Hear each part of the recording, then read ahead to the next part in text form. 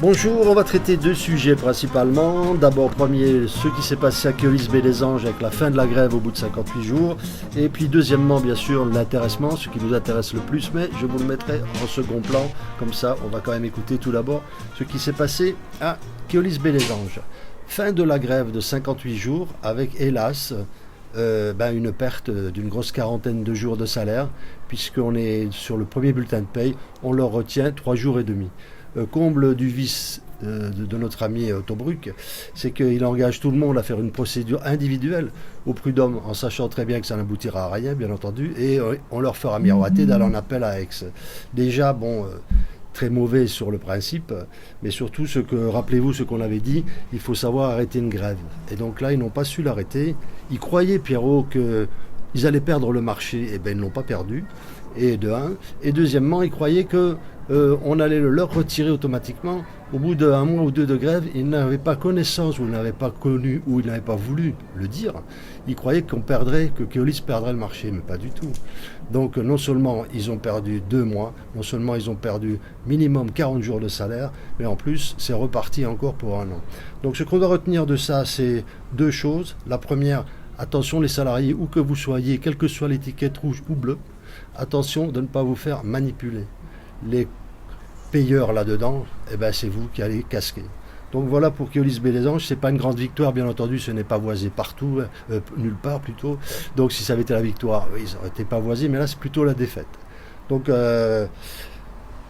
on est un peu triste pour vous, très honnêtement, mais d'un autre côté, il faut que vous reteniez la leçon. Ne faites pas grève, s'il vous plaît, l'an prochain, ou alors faites vos provisions déjà, des pâtes, du riz et tout, essayez 3 mois peut-être l'an prochain, mais c'est très malhonnête de la part de la CGT.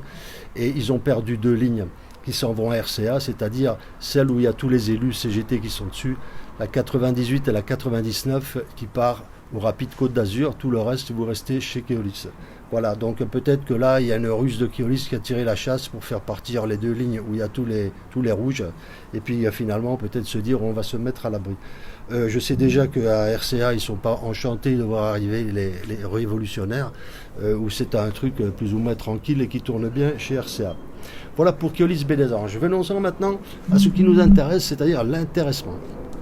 L'intéressement, c'est une prime sur objectif de la métropole qui consiste essentiellement à ce que tout se passe bien. Voilà, globalement, je schématise.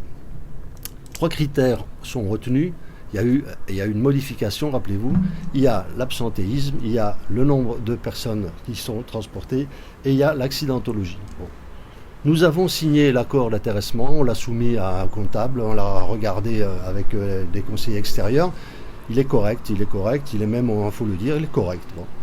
Donc ce qui compte là-dedans, c'est que l'accidentologie, moi personnellement, je trouve que c'est un peu inégal. Alors je m'explique. Comment ça se fait que les gens qui conduisent, s'ils ont un accident, ça impacte ceux qui ne conduisent pas? Ils ne sont pas responsables. Donc c'est un peu discriminatoire, je trouve. Je ne dis pas qu'on devrait les payer plus les autres, pas du tout. Je montre le côté absurde de la chose. Ce n'est pas à des gens qui font des trucs ou qui ne les font pas que ça doit impacter les autres. Donc ça, on voit bien qu'il y a quelque chose déjà qui cloche.